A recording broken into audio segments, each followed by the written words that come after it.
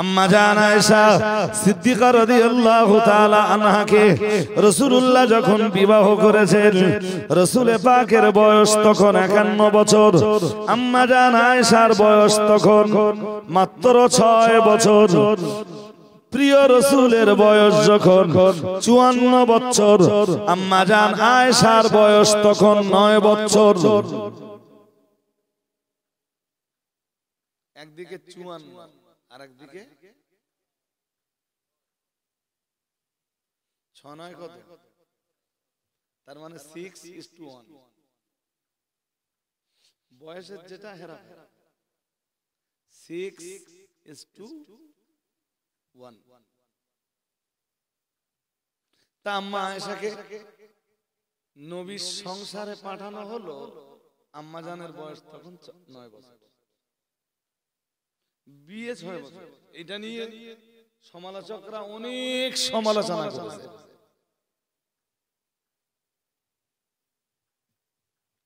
সব সমালোচনার মধ্যে যে আমি বলছি, আম্মা জান আয়েশার মতো একজন মা, হযরত আয়েশার মতো একজন জননী, নবীর সংসারে কতটা প্রয়োজন ছিল সেটা উম্মতে মুহাম্মাদি জানে।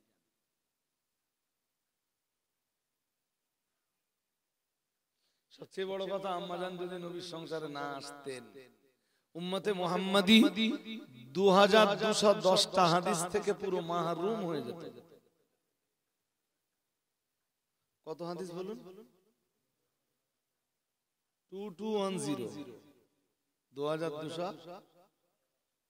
ভাবছেন একজন নারী, তিনি মুসলমানদের খেদমতে, বিশ্ব মুসলিম উম্মাহের খেদমতে নবীজি 2010টা হাদিস উপহার দিয়েছেন।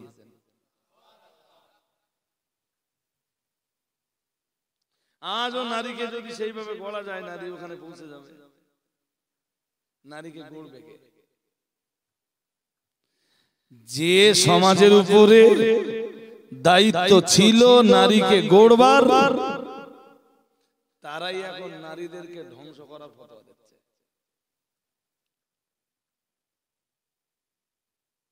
শুনছেন নাকি আপনাদের? জানো আজকে ঘুম ঘুম ভাব, একটু তাকবীর দেন দেখি, ঘুম ভাব মারিয়ে যায়। নারায়ে তাকবীর, নারায়ে তাকবীর। শুধু তাই না, আম্মা জান আয়েশা ছিলেন ফতোয়া দাত্রী। রাসূলের ইন্তেকালের পরে যেসব সাহাবীরা ফতোয়া দিতেন, আম্মা জান আয়েশা তাদের ভিতরে একজন। আরেকটু মন খুলে, জলিলুল কদর সাহাবীরা ফতোয়া জানার জন্য আম্মা জান আয়েশার কাছে আসতেন।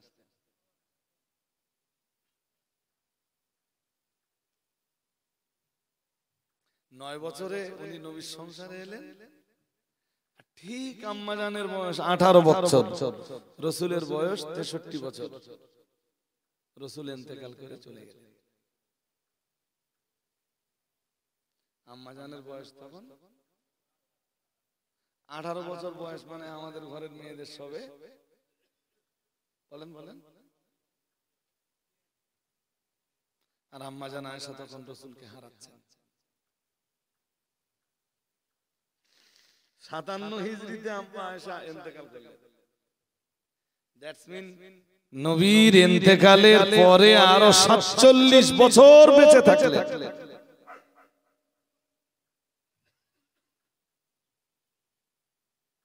ওই দিনের সেবাই শুরু করে গেলেন। নবীর ইন্তেকালের পরে তো নবীর স্ত্রীদেরকে বিয়ে করা হারাম। বিয়ে করা হারাম, এটা কোরআন বলে দিয়েছে। ওয়ালা আনতানকিহু আসওয়াজাহু মিন বাদিহি আবাদা, মহান আল্লাহ জানিয়েছেন ওয়ালা আনতানকিহু আসওয়াজাহু মিন বাদিহি আবাদা, মহান আল্লাহ জানিয়েছেন তার ইন্তেকালের পরে তার স্ত্রীদেরকে কখনোই তোমরা বিবাহ করতে পারবে না। সূরা আহজাবে আল্লাহ বলে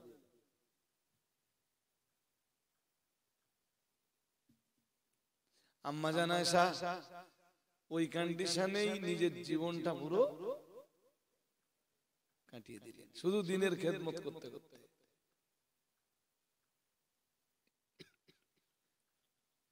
আমাদের ঘরের মেয়েদের খেদমত শুধু মোবাইল। কোথায় খেদমত বলেন বলেন? আপনি যেদিন ঘরের বৌমা করে মেয়েটাকে এনেছিলেন, আপনি তো জিজ্ঞেস করেছিলেন, মা তুমি কোরআন শরীফ পড়তে পারো? মেয়েটা বলেছিল পারি। আপনার বাড়িতে আসার পরে আপনার বৌমা কদিন কোরআন তেলাওয়াত করেছে? কোনদিন আর খোঁজ খবর নিয়েছেন? সে এখন মোবাইল নিয়ে পড়ে আছে, সে এখন সিরিয়াল নিয়ে পড়ে আছে, সে এখন সিনেমা জগৎ নিয়ে পড়ে আছে, সে এখন চলচ্চিত্র জগৎ নিয়ে পড়ে আছে।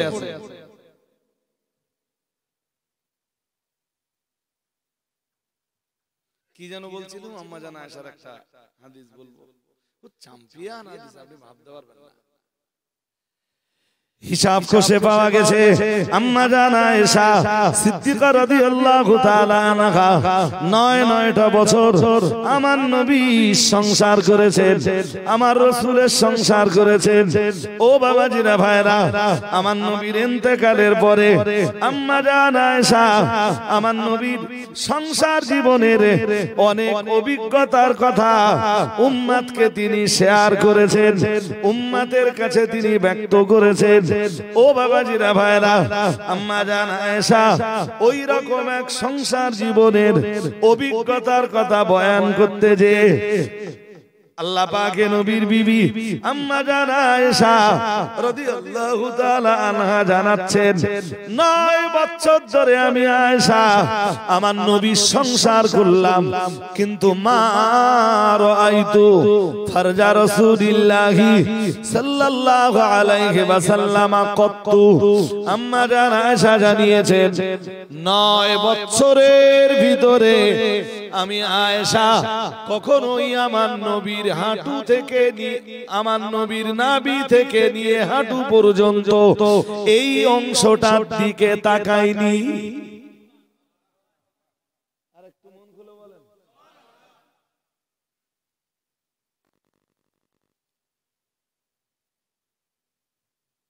তার চরিত্র কত উন্নত।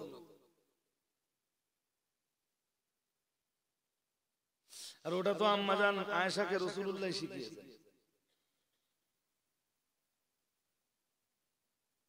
আপনি যদি সেই নবীর উম্মত হন, মোবাইলে কোন রকমের নোংরামি উম্মতে মুহাম্মাদির জন্য মেনে নেওয়া যাবে? আরে হ্যাঁ না যা বলবেন জোর করে বলেন, মেনে নেওয়া যাবে?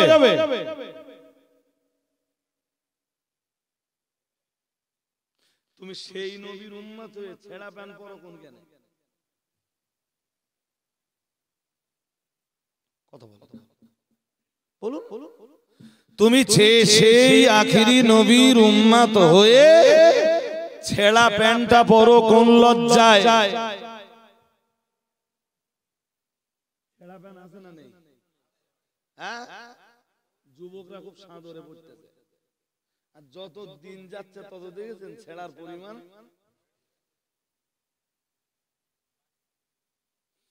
দুই এক জায়গায় দেখেছি যে ছেঁড়া প্যান্ট পরে ওদের শুনতে পাচ্ছি। আমি একটা দাউতে গেছি, বেশি দিন হয়নি, বোধহয় বছর খানিক কি তার চেয়ে একটু বেশি হয়েছে। এরকম গাড়িতে যে বসে আছি, তখন টাইম হয়নি, মিনিট ৫-৭ বাকি আছে।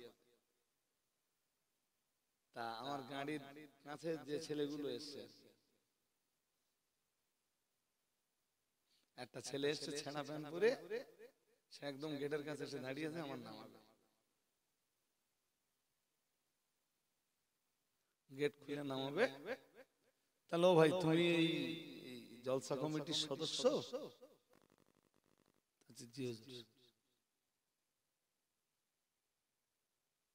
আরে ভাই তা ছেঁড়া প্যান্ট সারা বছর পরো পরো, আজকে তোমরা জলসা দিচ্ছ একদম ভদ্রভাবে, খুব ঠান্ডা মাথায়, শান্ত ব্রেনে, আজকের দিনটা একটা ভালো জামা কাপড় তো পরতে পারতে।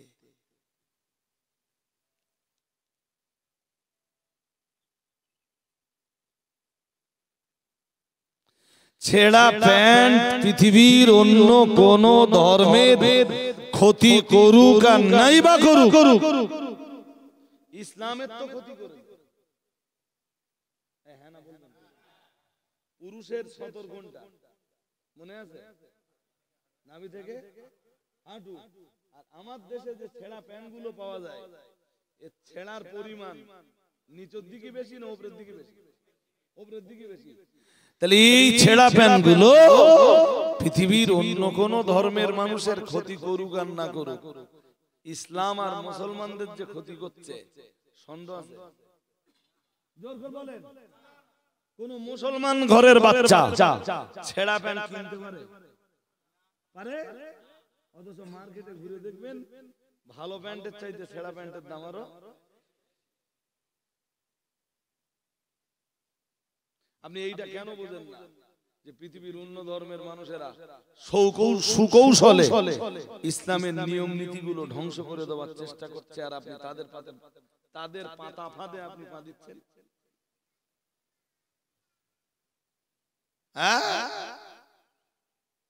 কোন জ্ঞানে? লজ্জা লাগে না? ছেঁড়া প্যান্ট পরে তুমি ঘুরে বেড়াচ্ছ, ওইটার সভ্যতা বলে? ছেঁড়া প্যান্ট পরে ঘুরে বেড়ানোটা যদি সভ্যতা হয়, তাহলে ওই ক্লাস 3-4 ইতিহাসে ছোটবেলায় পড়েছি, আদিম যুগের লোকেরা বনে জঙ্গলে একসময় ন্যাংটো হয়ে বেড়াতো। পড়েছেন আপনারা কেউ? হ্যাঁ না কিছু বলেন? হ্যাঁ পড়েছেন? পড়েছেন।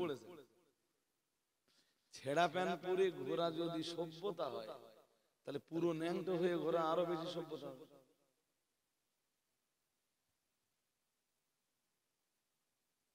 আমার যুক্তি কেটে দেন।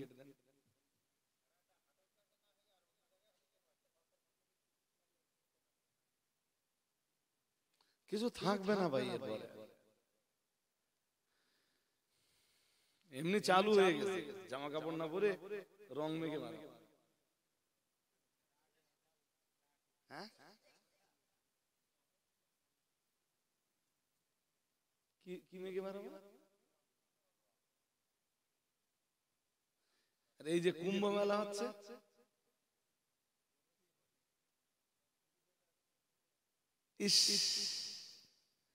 সে ভাই আমি আর ভাষায় বলতে পারতেছি না।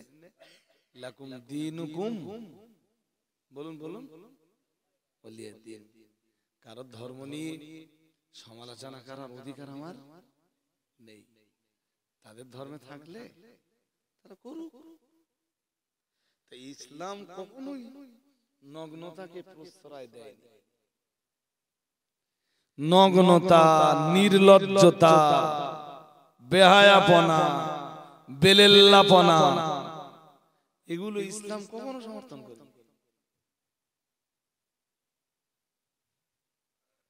চলুন বলি যখন ফেলেছি আর একটা আয়াত। আজকে আমার আল্লাহ শুকরিয়া যে মাথা খুব ঠান্ডা, আর যে কথাগুলো বলছি না খুব ঠান্ডা মাথায় কথা বলছি। 8 পারা সূরা আরাফের এটা 26 নম্বর আয়াত। ইয়া বানি আদম قد انزلنا عليكم لباسا يواري سوآتكم لباسا يواري سوآتكم وريشا ولباس التقوى ذلك خير।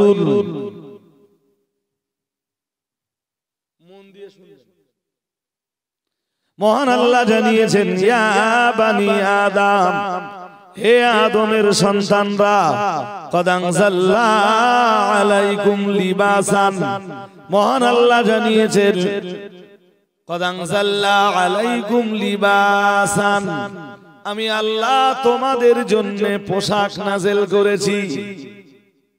সুবহানাল্লাহ বলো, আরেকটু মন খুলে বলেন। কি নাযিল করেছেন? কে নাযিল করেছেন? কাদের জন্য নাযিল করেছেন? মানুষের জন্য। বেশ, আদম সন্তানের জন্য মহান আল্লাহ পোশাক নাযিল করেছেন। আমরা যেন বললাম, আল্লাহ পোশাক আপনি কেন নাযিল করেছেন? মহান আল্লাহ বললেন, ইউরি সাওয়াতিকুম। মহান আল্লাহ বললেন, পোশাক আমি এজন্য নাযিল করেছি যাতে তোমরা লজ্জাস্থান আবরণ দিতে পারো। সুবহানাল্লাহ বলুন। কি আবরণ দিতে পারো?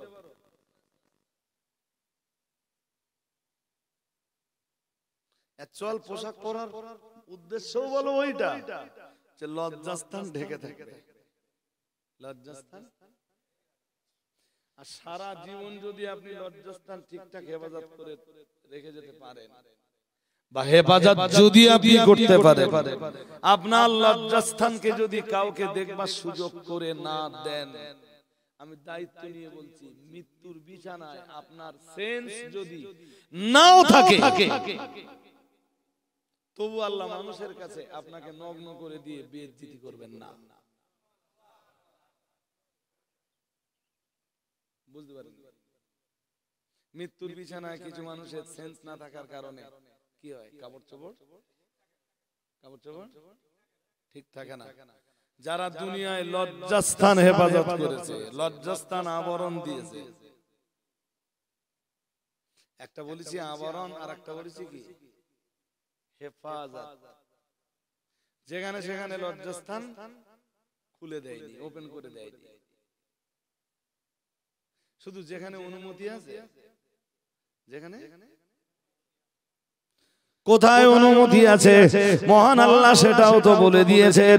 আল্লাযীনা হুম লিফুরুজিহিম والذين هم لفروجهم حافظون إلا على أزواجهم أو ما ملكت أيمانهم فإنهم غير ملومين। এটা কোরআনুল কারীমের দুই জায়গায় রয়েছে। মহান আল্লাহ এটা 18 পারায় সূরা মুমিনুনের ভিতরে যেমন জানিয়েছেন, 29 পারাতেও আল্লাহ এই একই আয়াত নাযিল করেছেন, ওয়াল্লাযীনা হুম লিফুরুজিহিম হাফিজুন। মহান আল্লাহ ইমানদারের বিবরণ দিতে দিতে, ইমানদারের গুণের বিবরণ দিতে দিতে, ঈমানওয়ালাদের সিফাতের বিবরণ দিতে দিতে আল্লাহ পাক রব্বুল আলামিন বললেন, ওয়াল্লাযীনা হুম লিফুরুজিহিম হাফিজুন। মহান আল্লাহ বললেন, আর ইমানদারেরা তারা তাদের লজ্জাস্থানকে হেফাজত করে। আমরা জানো বললাম আল্লাহ ইমানদার তাদের লজ্জাস্থানকে হেফাজত করবে, যৌবনকে হেফাজত করবে, কখনোই যৌবনের অপচয় করবে না। ও রব্বুল আলামিন আল্লাহ, তাহলে যৌবনটা আপনি দিয়েছেন কেন? আল্লাহ যৌবন আপনি কেন দান করলেন? আল্লাহ পাক রব্বুল আলামিন বললেন, যৌবন যেমন আমি আল্লাহ দান করেছি, ঠিক তথাই বছো তোমাদের যৌবন কোথায় ব্যবহার হবে তার গাইডলাইনটাও তো আমি আল্লাহ আমার কোরআনের ভিতরে দিয়ে রেখেছি। আমার আল্লাহ পাক রব্বুল আলামিনকে আমরা যেন বললাম আল্লাহ কি গাইডলাইন আমাদের দিয়েছেন। মহান আল্লাহ সূরা নিসার, সূরাতুন নিসার 3 নম্বর আয়াতে জানিয়ে দিলেন, ফানকিহু মা তাবা লাকুম মিনান নিসাই মাসনা ওয়া সুলাসা ওয়া রুবা ফাইন খিফতুম আল্লা তাদিলু ফাওয়াহিদা। মহান আল্লাহ বললেন, যেমন আমি আল্লাহ যৌবন তোমাদের দিয়েছি, আমি আল্লাহ তো তোমাদের জন্য বিবাহ করার অধিকারটাও দিয়েছি।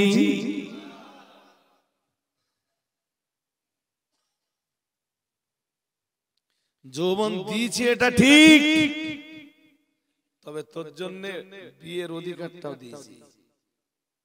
আর তাকিয়ে দেখুন বিয়ের অধিকারটা আল্লাহ কোরআনের বহু আয়াতে আল্লাহ বিবাহের আলোচনা করেছেন। সুবহানাল্লাহ বলুন, আর একটু মন খুলে বলুন। একজন মানুষকে আল্লাহ যা যা যা যা অধিকার দিয়েছেন, তার ভিতরের একটা অধিকারের নাম হলো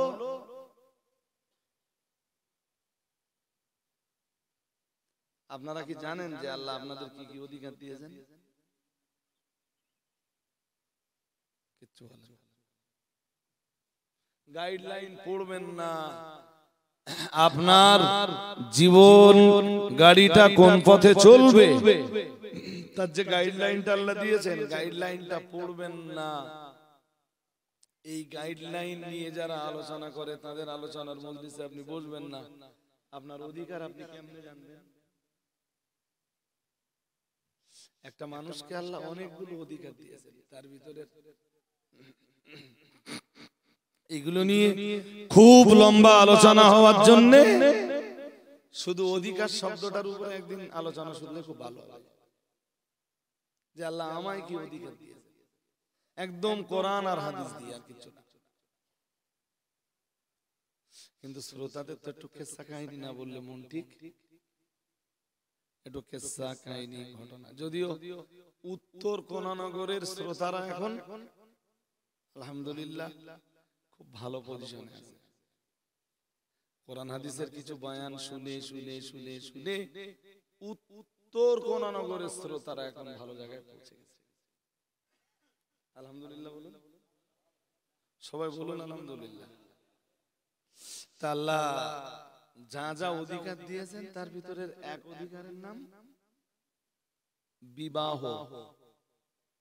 কি নাম? ইংরেজিতে বলে ম্যারেজ, আর আরবিতে বলে নিকাহ। কি বলে? নিকাহ। আল্লাহ বললেন যৌবন যেমন দিয়েছি তো জুড়িও সৃষ্টি করেছি। তো যৌবনটা অকারণে সৃষ্টি করিনি, তোর যৌবনও সৃষ্টি করেছি, তোর জুড়িও। সূরা নাবায় বলেছেন খালাকনাকুম আজওয়াজা, আর আমি তোমাদের জোড়া জোড়া সৃষ্টি করেছি। সুবহানাল্লাহ। আর একটু মন খুলে বলুন, কি সৃষ্টি করেছেন, কেমন জোড়া সৃষ্টি করেছেন সেটাও আল্লাহ বলে দিয়েছেন। মানে জোড়ার ধরনটা আবার কিরকম সেটাও বলে দিয়েছেন। 21 পারায় বলেছেন ওয়া মিন আয়াতিহি আন খালাকালাকুম মিন আনফুসিকুম আজওয়াজান লিতাসকুনু ইলাইহা ওয়া জাআলা বাইনাকুম মাওয়াদ্দাতাও ওয়া রাহমাতান। আরেকটু মন খুলে, কি রকম জোড়া সৃষ্টি করেছেন সেটাও আল্লাহ বলতেছেন। ভাই এইগুলো বলার জন্য আর শোনার জন্য না, খুব ডিপ অ্যাটেনশন দরকার আর গাঢ় ধৈর্য দরকার। আল্লাহ বলতেছেন অমিন আয়াতিহি, আর আল্লাহর বহু নিদর্শনাবলী, এটাও একটা নিদর্শন। সুবহানাল্লাহ, ভালো করে বললেন না তো? আল্লাহ বলতেছেন আল্লাহর বহু নিদর্শনাবলীর এটাও একটা নিদর্শন। কি সে নিদর্শনটা? আন খালাকালাকুম মিন আনফুসিকুম আজওয়াজা, মহান আল্লাহ জানিয়েছেন তোমাদের অংশ দিয়ে আমি তোমাদের স্ত্রীদেরকে সৃষ্টি করেছি। আরেকটু মন খুলে বলেন, এই এত চিল্লাস কেন পিছনে? কি বললেন? বললেন তোমাদের অংশ দিয়ে, তোমাদের আগে এই কথাটা বলে নেন, তোমাদের অংশ দিয়ে তোমাদের স্ত্রীদেরকে সৃষ্টি করেছি। আপনার এই বাম সাইডের হাড়টা দেখবেন কম আছে, কম আছে। গুনেছেন কোনদিন? কখনো এক্সরে প্লেট টেলেট দেখেন না? ওদের তো গোনা যাবে না, এমনি নাই গোনা যাবে না। এই যে এক্সরে যে প্লেট, ওরে কি বলে? আরে বাবা, ওই যে যখন চেস্ট এক্সরে হয় ওরা একটা কিছু দিয়ে দেয়, ওরে কি বলে?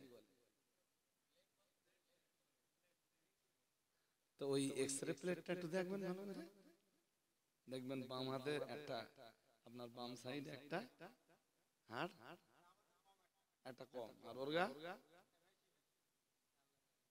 বেশি না, দুই দিকে সমান।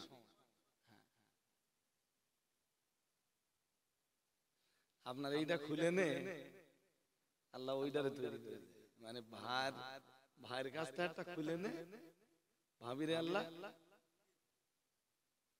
সৃষ্টি করেছে, দিয়েছে না, সৃষ্টি করেছে। কেন?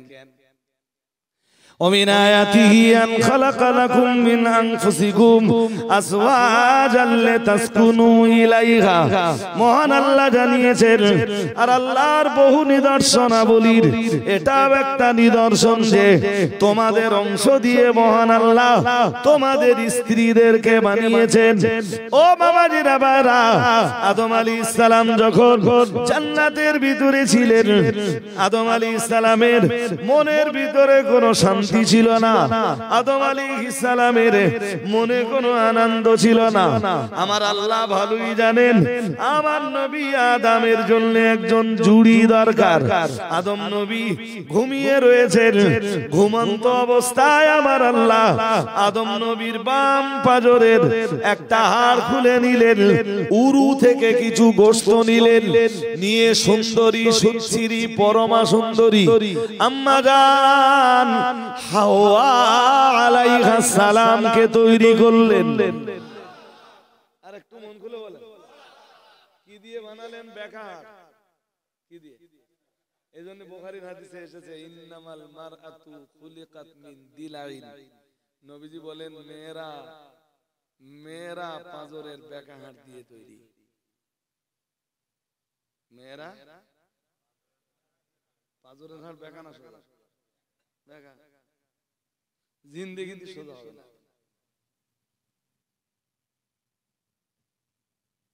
কেউ পেরেছেন সোজা করতে? হ্যাঁ না বলতে হবে, আজকে বলি বাড়ি যেতে হবে। কেউ পেরেছেন? কেউ পারবে না। ও জিনিস সারা জীবন বেকা থেকে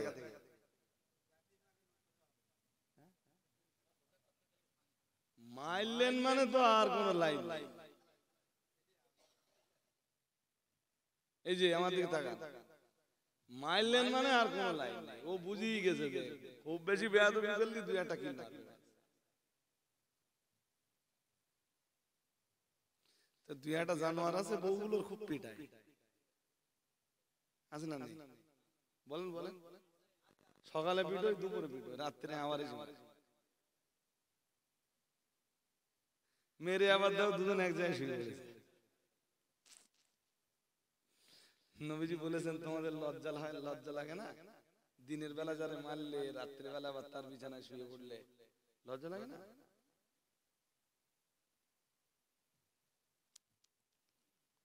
মারবেন না। আপনি বলতে পারেন হুজুর ও ভাল্লা না, ওইদিকে কি করব? রাসূল বলেছেন লান তাস্তাকিম, কখনোই তুমি নারীকে সোজা করতে পারবে না। বুখারী শরীফের হাদিস বলছে। আল্লাহ পাক নবী বললেন লান তাস্তাকিমা, ও আমার সাহাবীরা মনে রাখো, ও উম্মতিরা মনে রাখো, আমি মুহাম্মাদুর রাসূলুল্লাহ সাল্লাল্লাহু আলাইহি ওয়াসাল্লাম বলছি লান তাস্তাকিম, কখনোই তুমি নারীকে সোজা করতে পারবে না। এরপরে রাসূলুল্লাহ আবার জানিয়েছেন ফাইন দাখাবতা তুকিমুহা কাসারতাহা আও কামা ক্বালা আলাইহিস সালাম। প্যারা নবী মুহাম্মাদুর রাসূলুল্লাহ সাল্লাল্লাহু আলাইহি ওয়াসাল্লাম এরপরে আবার জানিয়েছেন যদি তুমি বেশি সোজা করতে চাও, যে যদি তুমি বেশি সোজা করতে যাও কাসারতাহা, ভেঙে ফেলবা। বেশি সোজা করতে গেলে কি হবে? সাহাবারা যেন জিজ্ঞেস করলেন হুজুর ভেঙে ফেলার মানে বলতুম না।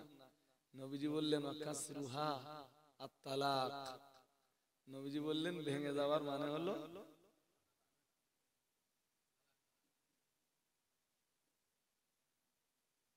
ভেঙে ফেলার মানে হলো তালাক দেওয়া। তুমি একটা বেকা বলে সেটার নয় তালাক দে আর একটা নিয়ে এলে হতে পারে, মানে আর এক ঘাট বেশি বেকা হতে পারে। সেটা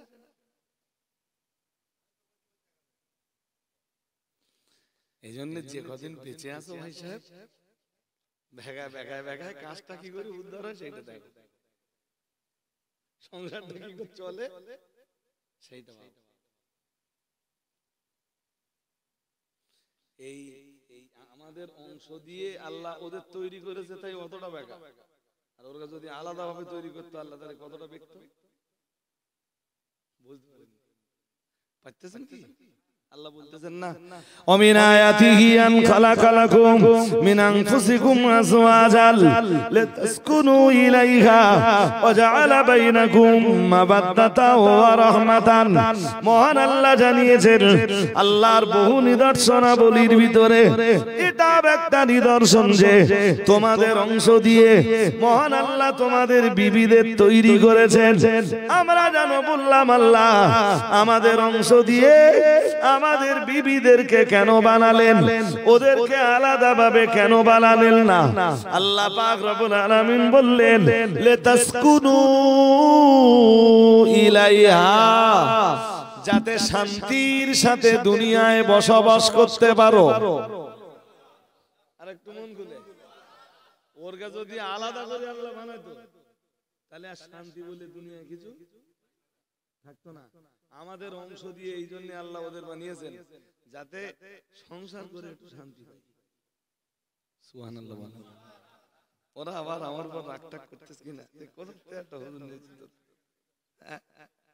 এই আমি কোরআন হাদিস বলতেছি না, গল্প শোনাচ্ছি, কথা বলেন। হ্যাঁ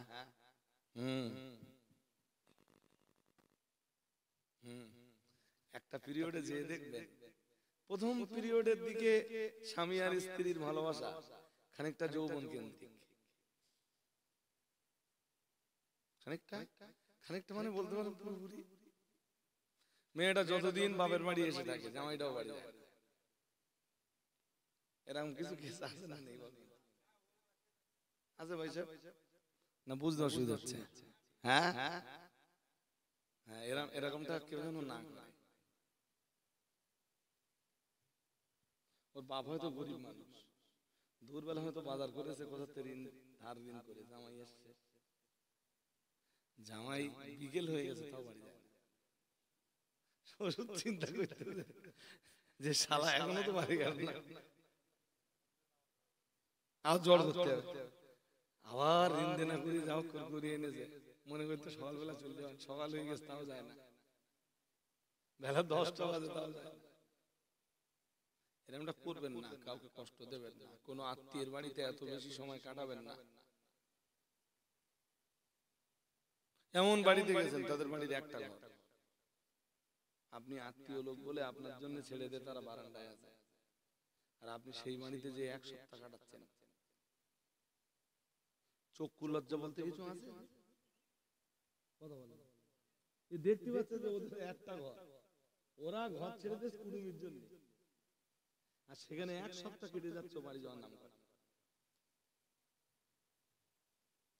লোকলৌকিকতা, আত্মীয়তা এমনি ভালো জিনিস, মোটে এটা করবেন না। প্রথম দিকে নারী পুরুষের ভালোবাসা, স্বামী স্ত্রীর ভালোবাসাটা খানিকটা কি কেন্দ্রিক?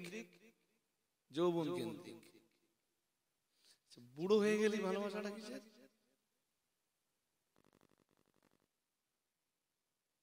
কথা বলেন। বুড়োদের আরো দেখবেন বুড়ি ছাড়া থাকতে পারে, আর বুড়িও বুড়ো ছাড়া।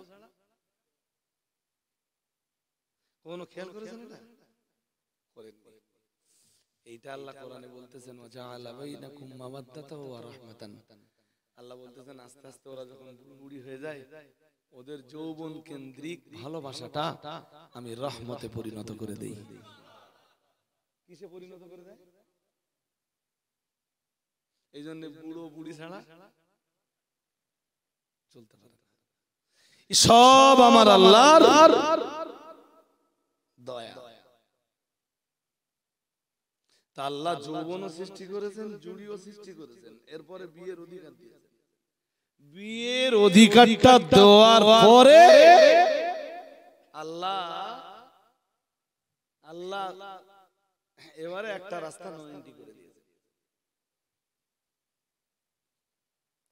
বিয়ের অধিকার আল্লাহ দিয়েছেন 4 পারা সূরা নিসার 3 নম্বর আয়াতের ভিতরে।